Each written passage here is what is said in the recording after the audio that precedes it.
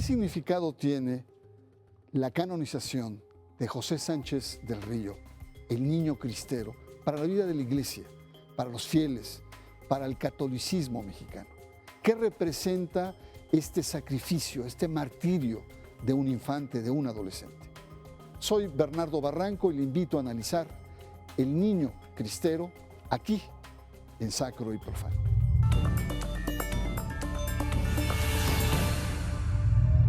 El pasado 16 de octubre, el Papa Francisco canonizó a San José Sánchez del Río, también llamado Niño Cristero. Sánchez del Río nació en Zaguayo, Michoacán, en 1913 y murió en 1928 cuando tenía 14 años, procesado y ejecutado por oficiales del gobierno mexicano durante la Guerra Cristera. San José Sánchez del Río es el santo mexicano más joven de la historia. Su canonización se debe al ser reconocido por conducirse con valentía heroica hasta la muerte.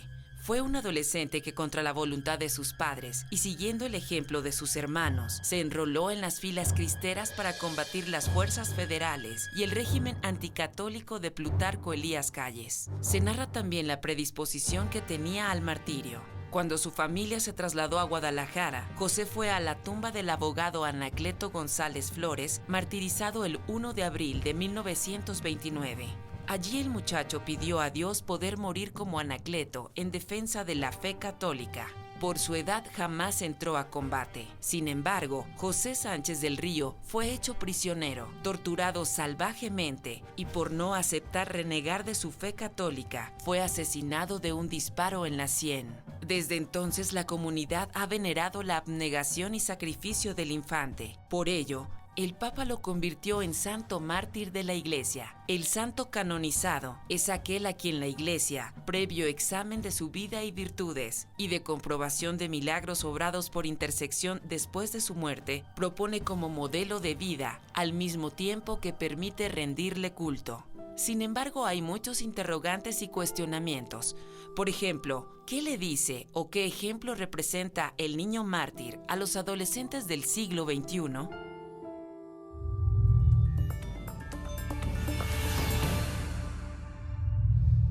Muy buenas noches, bienvenidos una vez más a Sacro y Profano, un espacio de libertad, de análisis, de reflexión sobre el fenómeno religioso. Insistimos mucho, no es un programa religioso, ni mucho menos, es un programa sobre el impacto de lo religioso sobre la cultura, la vida social y el conjunto de nuestras comunidades. Y hoy tenemos un tema muy especial, polémico, ahora les vamos a decir por qué, y es que en semanas pasadas el Papa Francisco canonizó a lo que se llama el niño cristero. Joselito también le llaman en Michoacán. Es un niño mártir, un niño que muere sacrificado, como usted lo ha visto en nuestra cápsula, durante la Guerra Cristera, y que se canoniza. ¿Pero qué significa esto? ¿Cuáles son las características que tiene? Es el tema que vamos a ver hoy en Sacro y Profano. Gerardo, me gustaría mucho el que nos ayudaras a entender qué es una canonización, cómo se hace un santo. Bueno, la canonización es un proceso dentro de la Iglesia Católica que entonces tiene varias etapas para declarar la santidad de una persona por sus virtudes heroicas o por el martirio. Requiere, pues, una vida de virtudes conforme a la fe y además en el proceso de por lo menos 2 milagros para la canonización. No es que se santifique a la persona, sino que se declara santa a esa persona en una celebración muy solemne. Los santos tienen, en el contexto de la Biblia, del Antiguo Testamento, por ejemplo, la característica de la fidelidad. Es el pueblo fiel o las personas fieles a la ley, a la Torá, y en las primeras comunidades cristianas, especialmente en las comunidades paulinas, se llama santos a la comunidad. Son los hermanos que entre sí también se llaman santos.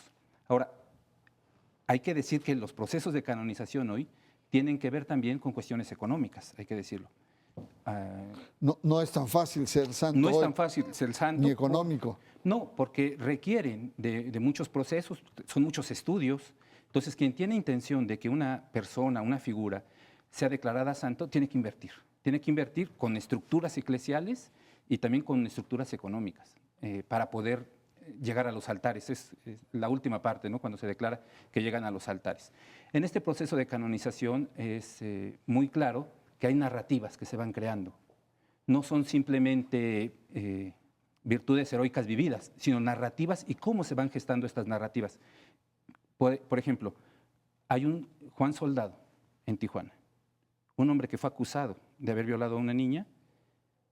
El pueblo que lo linchó, después lo canonizó. Quiero decir, no es una canonización eclesiástica, pero sí lo pongo como ejemplo para ver cómo hay narrativas que se van creando alrededor de las figuras que tienen un interés de ser elevadas a los altares. Muy bien, gracias Gerardo Cruz González. Mónica Uribe, un santo es un ejemplo para los cristianos. Es una persona venerable, es un personaje que intercede. Y anteriormente teníamos santos muy antiguos, de 1000, 1100, y que ya habían perdido vigencia, y que es sobre todo el Papa Juan Pablo II, que empieza nuevamente como a acercarnos a estos ejemplos de santidad más acordes a los tiempos actuales. ¿Qué vio la Iglesia en este niño cristero para santificarlo? A mi juicio, lo primero y quizá lo más palpable es la actitud heroica ante una situación de injusticia. Ajá. Este es el primer punto, es un niño que crece en un ambiente católico, que vive y nace dentro de una etapa revolucionaria que fue bastante antagónica al fenómeno religioso en tanto su praxis y su existencia misma. Y esto ya per se, el contexto, el país, la situación de la Iglesia y del catolicismo en México ya es un caldo de cultivo para la existencia de muchos probables mártires, muchos probables confesores y muchos probables beatos y santos. Esto es un hecho, ¿no? Que además la calidad de que fuera un niño, un adolescente que da la vida por Cristo, no es fácil encontrarlo en la modernidad. Porque tú decías, había muchos santos. Sí, los santos paleocristianos, por así llamarlos, sí tenían esta idea de que había que morir por la fe, pero con el advenimiento de la modernidad, morir por la fe es un sinsentido. Como, ¿para qué me voy a morir por mi fe? Entonces, lo que hace tan especial al niño cristero es que muere por unos valores y una creencia en un Dios que verdaderamente no ceja. Prefiere enfrentarse a la vida, al mundo, al estado absoluto, que dejar atrás su fe. Y esto es encomiable desde el punto de vista de la Iglesia. Debe ser un ejemplo. Pues muy interesante el primer acercamiento sobre el niño cristero, sobre Joselito, como se le llama también, porque es un niño mártir. Pero vamos a ver en qué condiciones crece este niño mártir, cuál es la fe de este niño mártir y también cuáles son los aspectos polémicos en torno a esta canonización. Está usted en Sacro y Profano y en un momento más regresamos.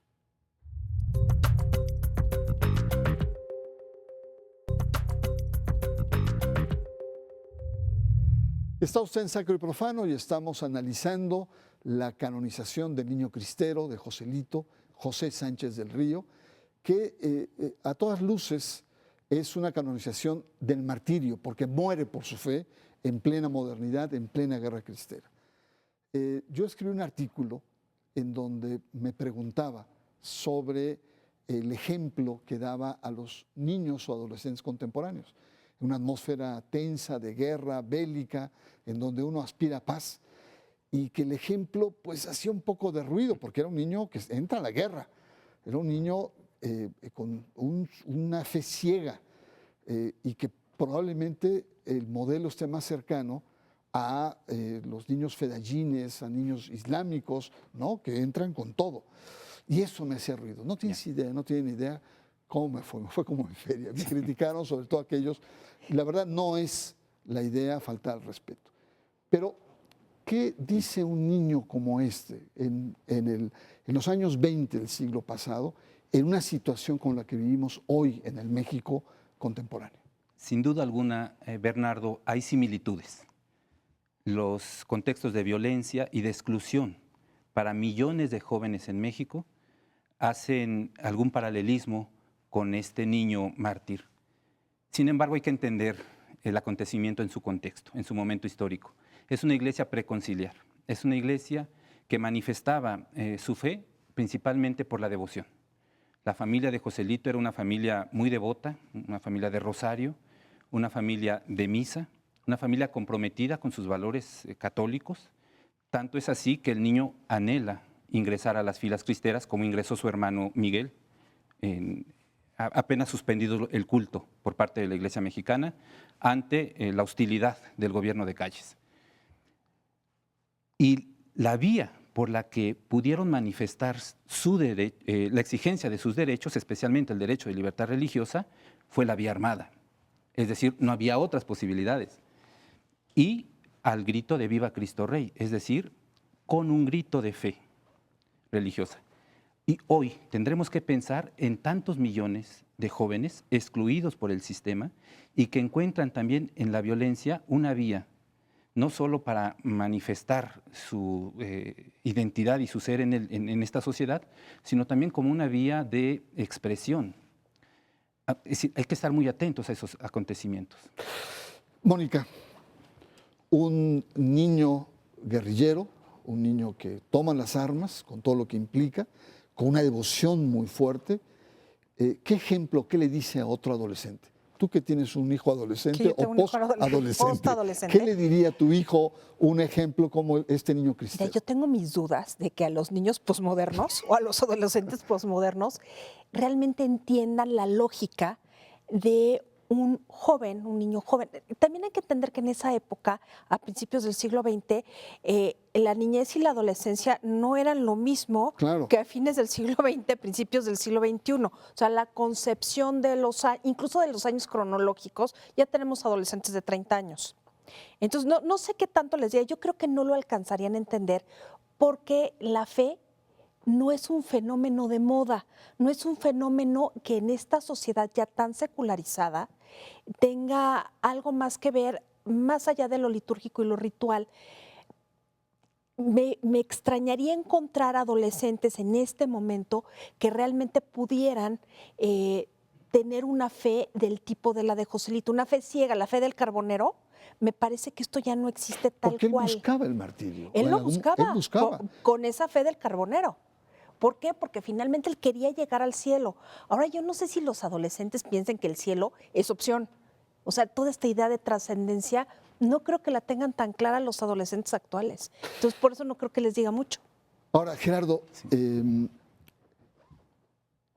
tipo de catolicismo que se vivía es un catolicismo preconciliar, yo diría hasta teocrático en muchos aspectos. Hoy podemos incluso atrevernos a decir que había cierto fanatismo en la manera de vivir la fe.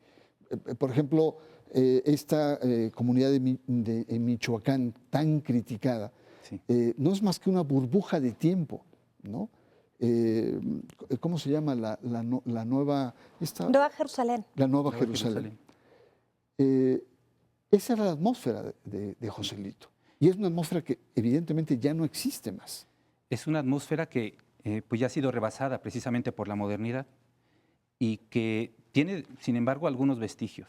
Es decir, que la Nueva Jerusalén hace algunas décadas haya surgido en Michoacán, o que la familia michoacana en este contexto de violencia y de narcotráfico tenga algunos signos religiosos, nos dice mucho. Claro. Hay que decir ahora que se trata de una iglesia preconciliar. Es decir, la fe se vivía en ese contexto, eran las formas de manifestar la fe y que en mucho ha abonado para entender que tomar las armas y reclamar la fe no es necesario para exigir un derecho fundamental como es el derecho de libertad religiosa. Eso nos lo ha ganado también la modernidad, nos lo han ganado la conciencia que tenemos de los derechos humanos.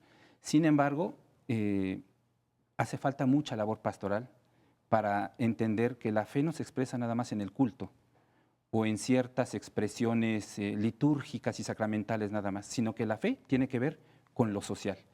Y uno de los grandes pendientes en México, en lo social, es la construcción de la paz. Ahora, Mónica, hay que reconocer también la forma en que muere, ¿no?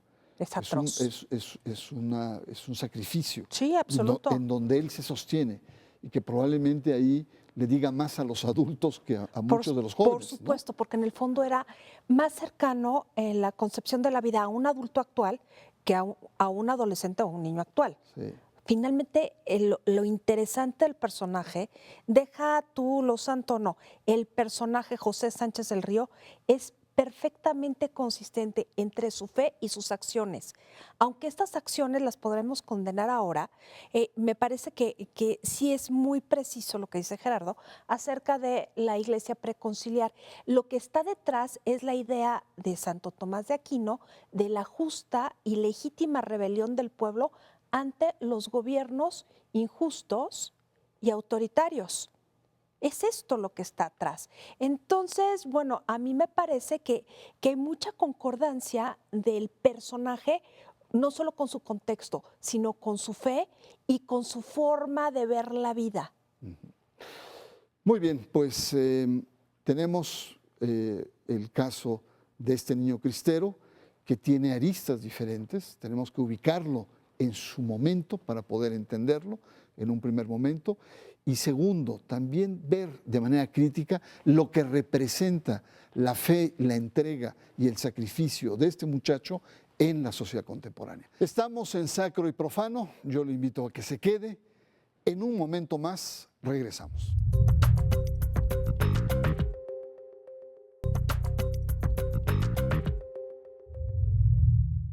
Regresamos a Sacro y Profano, la canonización del niño cristero. Y es un tema pues interesante, muy actual. Mónica, ¿por qué hay tanto beato y santo cristero en los últimos tiempos? Creo que son más de 30, ¿no? O sea, que hay una especie de epidemia, podríamos decir, en la vida de la iglesia.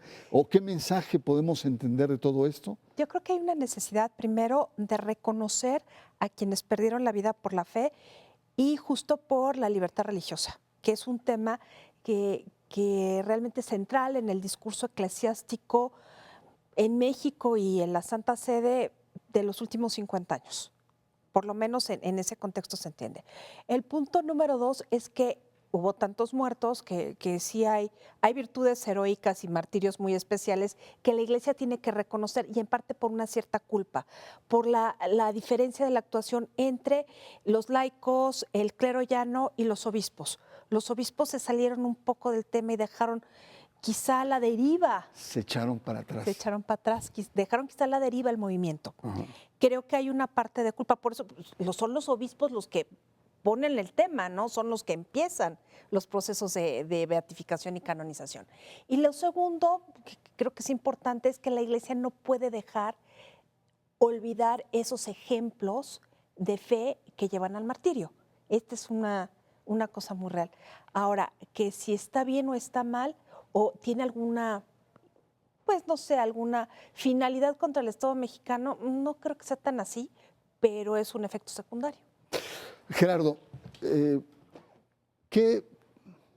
un fiel, ¿qué tendría que encontrar en este niño cristero? Que además es el más joven de todos los santos en México. Claro. ¿Qué tendría que ver en este personaje? Tendría que encontrar lo que es muy evidente, la congruencia de vida y de fe, hasta derramar la sangre. Y también la confesión de fe pública. Con eso quiero decir que hemos olvidado, los católicos, pero también de los miembros de otras denominaciones religiosas, la importancia que tiene que ver en lo social de la fe. Nosotros debemos de entender que la fe no se vive hacia adentro, sino que se vive hacia afuera. El impacto social de nuestras creencias es lo que va a ser una sociedad más ordenada, más justa y en diálogo. Creo que el tema de la congruencia del niño con sus convicciones religiosas es lo más importante que podríamos rescatar, aunque sin duda alguna hay otros valores.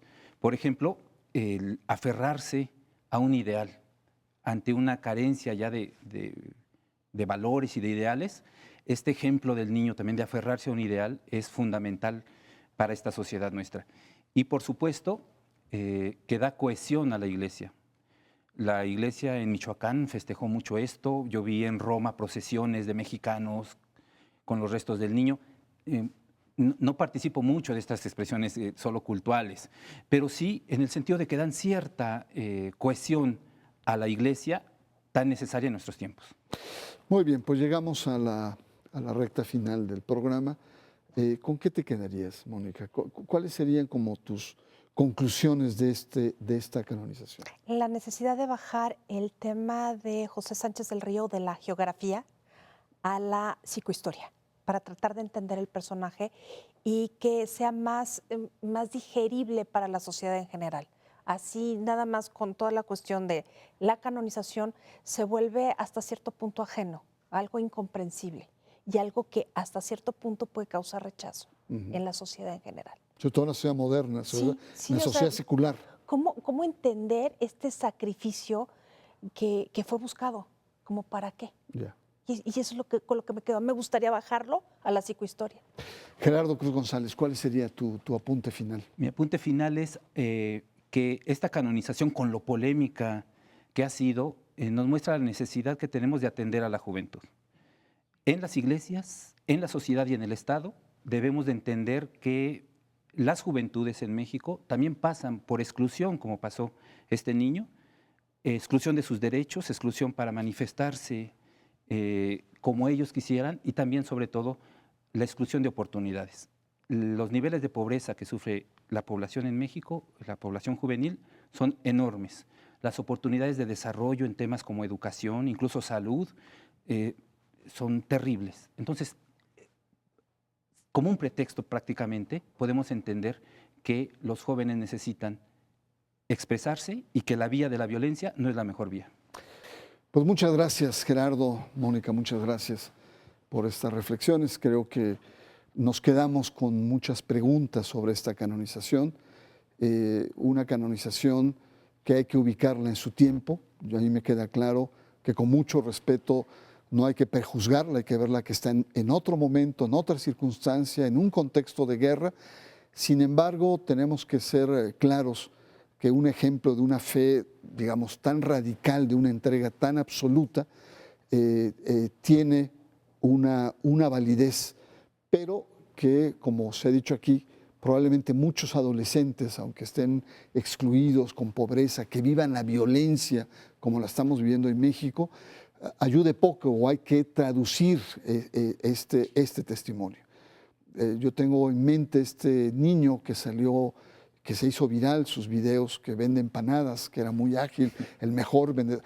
Ejemplos como estos sí transportan a estos jóvenes que son excluidos. En cambio, el niño cristero cuesta trabajo el poder entender. Sin embargo, hay una dimensión de fe, hay una dimensión de reivindicación en torno a convicciones y libertades religiosas que, por supuesto, merecen ser atendidas. Y este es el propósito de Sacro y Profano, de analizar críticamente, pero con profundo respeto, este tipo de testimonios. Por su presencia, muchas gracias y, por supuesto, yo lo espero la próxima semana aquí en Sacro y Profano.